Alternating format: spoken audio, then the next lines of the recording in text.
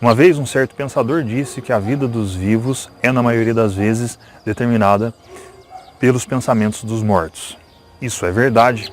Então, muitas das nossas ideias vão entrando na nossa cabeça e a gente acha que a gente tem ideia própria, mas na verdade o que a gente está realizando ali no momento, um tipo de atitude, um tipo de resposta que a gente traz em uma determinada situação, é justamente alguém que já pensou nisso, alguém que já estrategou de maneira que a gente pensasse e agisse de acordo com a vontade daquele indivíduo.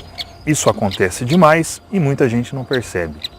E eu quero trazer um exemplo concreto de Freud. Muitas pessoas seguem Freud.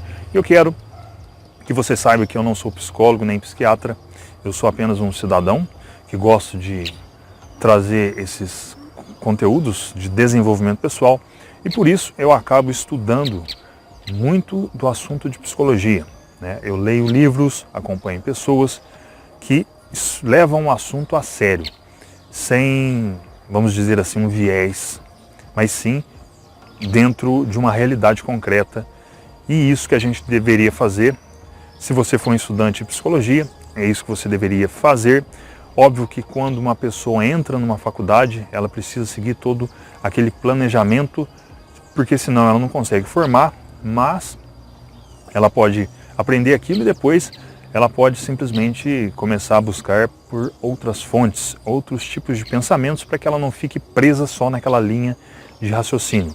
E eu percebo, já vi muitos comentários aqui no canal, de pessoas que cursam psicologia, de pessoas que já estão inseridas nesse mundo acadêmico e que acabam tendendo a ir para um lado enviesado, vamos dizer assim, seguem uma ideologia sem fazer uma capacidade, sem ter realmente um pensamento dialético para poder entender a amplitude, a complexidade que é a mente humana.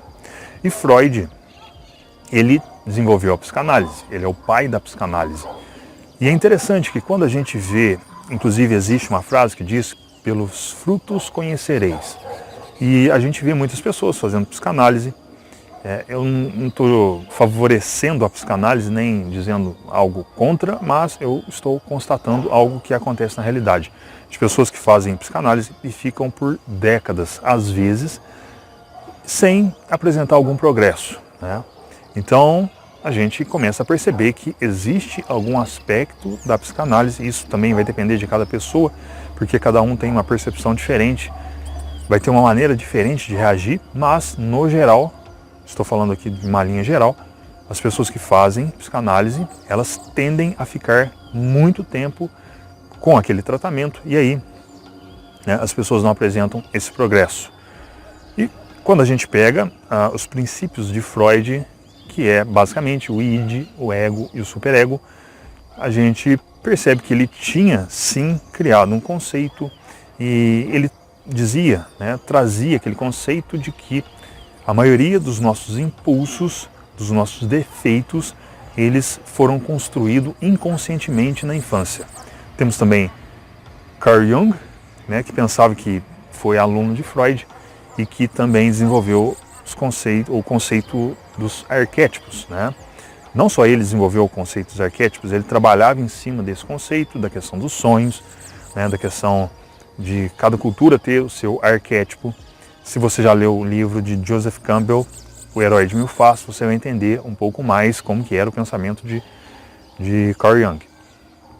E Freud, então, tinha essa ideia de que a maioria dos nossos impulsos foi desencadeada na infância e esses impulsos hoje em dia se atrapalham uma pessoa, de repente uma pessoa complexada, uma pessoa traumatizada, Tudo isso surgiu a partir de eventos que foram ocorrendo na vida da pessoa. É óbvio que sim, esse aspecto acontece, muitas vezes nós desenvolvemos certos traumas na infância, certas experiências que a gente tem que ficam marcadas no nosso ser, porque nós somos seres humanos e nós vamos absorvendo isso. E na fase adulta, que é uma fase completamente diferente da infância, a gente pelo menos precisava já ter uma certa atitude como adultos. E talvez Freud não percebia isso, mas se você perceber você vai notar que a linha psicanalítica ela acaba realmente tentando trazer uma justificativa para as ações presentes de uma pessoa, para o comportamento presente de uma pessoa, um comportamento limitante, alguma coisa que esteja prejudicando a pessoa. De novo, eu quero que você saiba que Freud estava certo em vários aspectos e assim também estava confuso em alguns outros aspectos, por vários motivos, né? Freud não gostava muito da questão religiosa, né? Ele achava que a religião era algo prejudicial, algo do tipo. Então isso, de certo modo, acaba influenciando também no pensamento do psicólogo, né, do psiquiatra. Isso aí é um peso que vai fazer toda a diferença. Então, o que eu quero dizer é que se a gente tenta justificar as nossas ações presentes com base nos acontecimentos passados e sem buscar por uma melhora, o que vai acontecer é que a gente vai ficar preso. E é justamente aí que as pessoas que fazem psicanálise acabam ficando muito presas. Elas desenvolvem um relacionamento, uma espécie de rapport com o psicanalista, né? Uma relação de amizade mesmo. E isso acaba fazendo com que a pessoa não queira vencer aquele obstáculo, né? Porque ela acaba encontrando um fator secundário, um benefício secundário que é justamente esse relacionamento. Então ela vai conseguir essa conexão profunda às vezes que vai manter ela ali, sem querer buscar realmente de fato uma superação. Então, mais ou menos isso era o que Freud fazia, o que pensava. Por outro lado, existe um outro psicólogo pouco falado, que ele foi Alfred Adler. Ele tinha uma linha de pensamento, uma linha de raciocínio diferente de Freud. Ele dizia que a maioria dos nossos traumas, a maioria dos nossos complexos, a maioria das nossas limitações podem ser vencidas a partir do momento que a gente assume a nossa posição atual. A partir do momento que a gente, por exemplo, limpa o nosso ambiente de trabalho, a partir do momento que a gente atende uma pessoa, seja um filho, um pai, uma mãe, um parente, a partir do momento que nós nos tornamos prestativos para a sociedade, porque nesse momento não vai haver nenhum tipo de complexidade. Por quê? Porque você estará atuando. E a ação, e Adler sabia disso, a ação ela é muito mais importante do que simplesmente essa racionalização do pensamento, das coisas que aconteceram, da justificativa que a gente acaba buscando. Então isso aí acaba prejudicando. Adler acreditava nisso.